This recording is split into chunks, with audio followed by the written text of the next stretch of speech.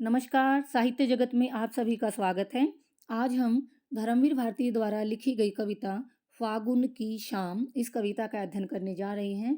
देखिए, ये जो कविता है फागुन की शाम वो धर्मवीर भारती की एक बहुत ही महत्वपूर्ण कविता है और इस कविता में कवि ने प्रकृति का वर्णन किया है और प्रकृति के माध्यम से पक्षियों के सौंदर्य का वर्णन किया है बड़ी ही सजीवता के साथ। और इस कविता में हमें जो कवि की निजी अनुभूतियाँ हैं जिसके जीवन से जुड़ी हुई वो भी हमें देखने को मिलती हैं। तो आइए इस कविता को हम विस्तार पूर्वक पढ़ते हैं। घाट के रास्ते उस बसवट से एक पीली सी चिड़िया, उसका कुछ अच्छा सा नाम है। अब कवि क्या कहते हैं?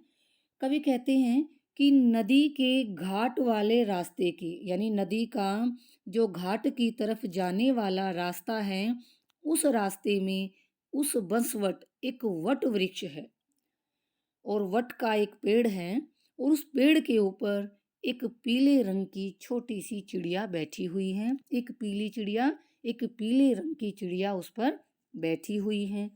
उसका कुछ अच्छा सा नाम है, यानी कवि को उस चिड़िया का नाम अब याद नहीं आ रहा, तो इसीलिए कवि कहता है कि उस चिड़िया का एक अच्छा सा नाम है और ऐसा कहकर वो चिड़िया के सौंदर्य का वर्णन यहाँ पर करता है।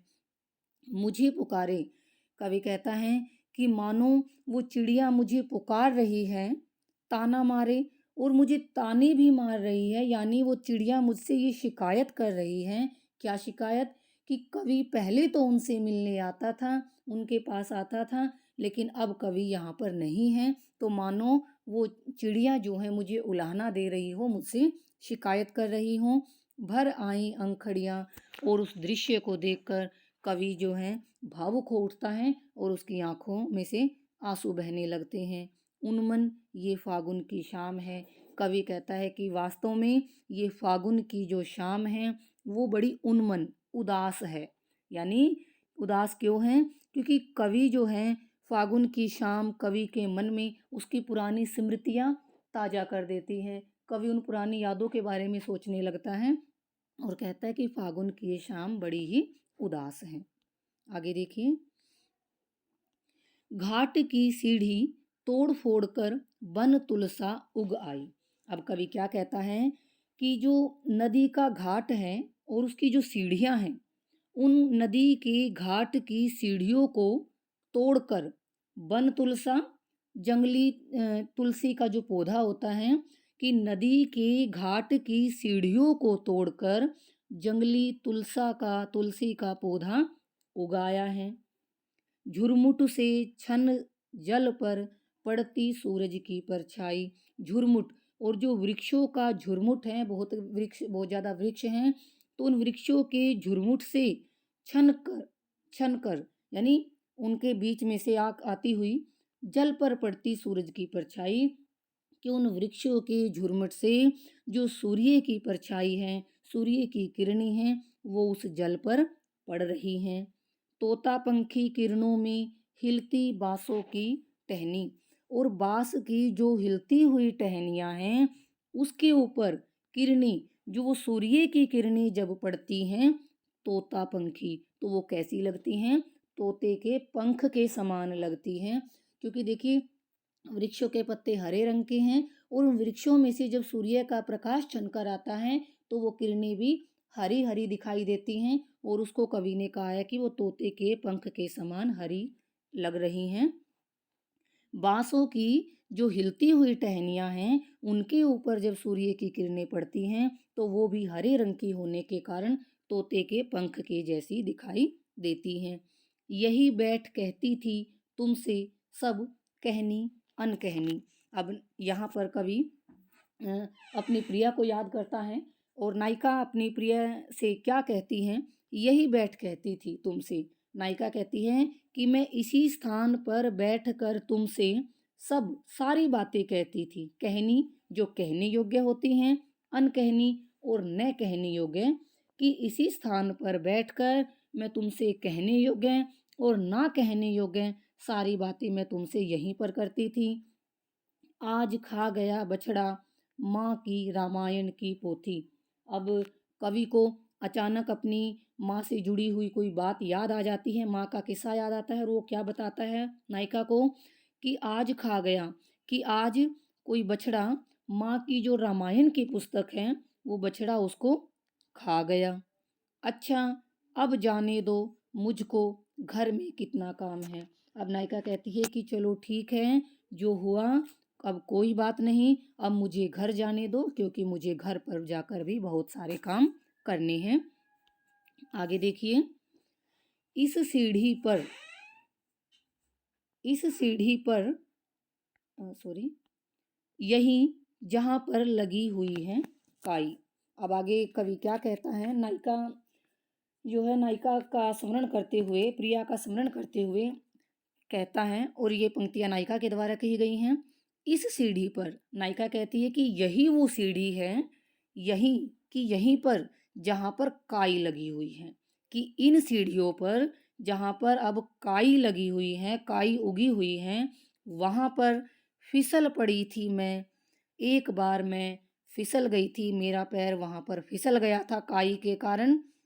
फिर बाहों में कितना शर्माई और आपने मुझे गिरने से बचा लिया, अपनी बाहों में मुझे थाम लिया। कितना शर्माई, उस समय मैं कितना संकुचा गई थी, कितना शर्मा गई थी। यही ने तुमने उस दिन तोड़ दिया था मेरा कंगन। नायिका कहती हैं कि यही वो जगह है जिस दिन तुमने मुझे फिसलने से बचाया था, और उस समय तुमने मेरे हाथ में जो मैंने कंगन पहना हुआ था वो टूट गया था, तुम्हारे द्वारा वो टूट गया था। यहाँ न आऊंगी अब, जाने क्या करने लगता है मन। नायिका कहती हैं कि यहाँ मैं इस स्थान पर अब दोबारा फिर से नहीं आऊंगी, जाने क्या करने लगता है मन, कि इस स्थान पर न जाने मेरे मन में क्या क्या विचार आने लगते हैं, इस स्थान पर अब मैं यहाँ दोबारा नहीं आऊंगी।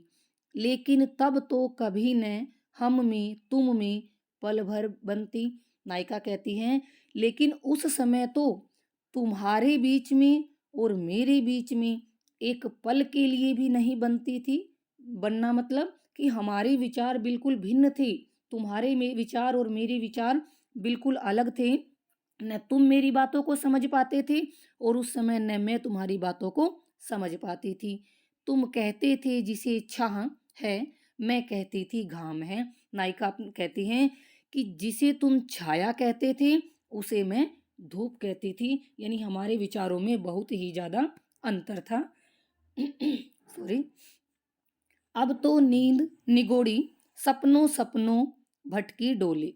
अब आगे नायिका क्या कहती हैं, नायिका अपने मन में छुपी हुई पीड़ा को व्यक्त कर रही हैं। वो क्या कह रही हैं, अब तो नींद निगोड़ी, निगोड़ी होता है भाग्यविहीन, भाग्यहीन, कि अब तो मेरी नींद जो भाग्यहीन है, सपनों सपनों भटकी डोले, वो सपनों में ही भटकती रहती हैं।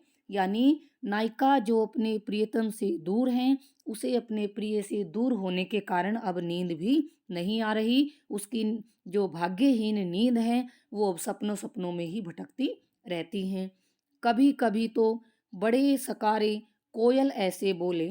नायिका कहती हैं कि कभी कभी तो बड़े सकारे, सकारे होता है सुबह सुबह, कोयल ऐसे बोले कि कभी कभी तो सुबह सुबह कोयल के ऐसे बोलने की, उसके ऐसे कूकने की आवाज आती है जो सोते में किसी विषैली नागिन ने हो काटा। जैसे उस कोयल को, जैसे कोयल जब सो रही हो तो उस समय किसी जहरीली नागिन ने उसको काट लिया हो और वो एकदम से कूकने लगी हो, तेज तेज बोलने लगी हो। तो कभी कभी सुबह सुबह सुबह कोयल की ऐसी आवाजें आती हैं जैसे उसको सोते हुए किसी जहरीली नागिन ने काट लिया हो। मेरे संग संग अक्सर चौंक चौंक उठता सन्नाटा, और उसकी आवाज से मैं भी चौंक जाती हूँ और मेरे साथ साथ जो सन्नाटा छाया हुआ है रात्रि में, वो भी मानो मेरे साथ चौंक उठता है। पर फिर भी कुछ कभी न जाहिर करती हूँ इस डर से, लेकिन फिर भी मैं कभी भी किसी से भी अपने मन की बातों को जाहिर नहीं करती। यानी मेरे मन में क्या है ये बातें मैं कभी किसी के सामने प्रकट नहीं करती, इस डर से क्योंकि मुझे इस बात का डर है, हमेशा ये डर लगा रहता है, कहीं न कोई कुछ कह दे, कि कोई मुझे इस बारे में कुछ ना कह दे, मुझे कुछ ना कहें, इस डर से मैं कभी ये बातें किसी के सामने बताती भी नहीं हूँ। ये ऋतु इतनी बदनाम है और वैसे भी ये ऋतु जो फागुन के महीने की, जो सावन के महीने की ऋतु है, ये अपने आप में ही बड़ी बदनाम है, क्योंकि देखिए नायक-नायिका के संदर्भ में जो ऋतु प्रेम के संदर्भ में अच्छी है, लेकिन यहाँ पर नायिका उसको कह रही कि ऋतु वैसे ही बदनाम है, इसीलिए मैं इस डर से किसी को बताती भी नहीं हूँ। ये फागुन की शाम है। कवि कहता है कि ये फागुन की शाम बड़ी ही अ, उन्मन है, उदास है, अनोखी है। ये फागुन की शाम बड़ी ही विचित्र है। तो यहाँ पर कवि ने नायिका की पीड़ा को चित्रित किया है। उम्मीद करती हूँ कि आपको ये कविता समझ आई होगी। अन्य कविताओं के लिए मेरे साथ जुड़े रहें। इसी के साथ आप सभी का बहुत-बहुत धन्यवाद।